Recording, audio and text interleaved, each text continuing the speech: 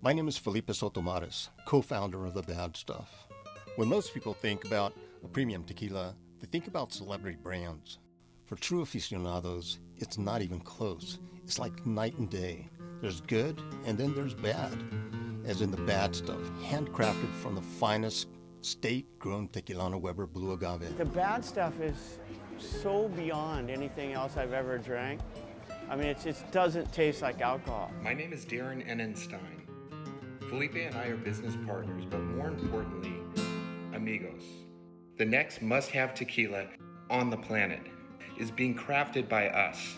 So join our family of amigos, and you can share that you are a part of a tradition of award-winning, meticulously crafted, innovative recipes. Salud.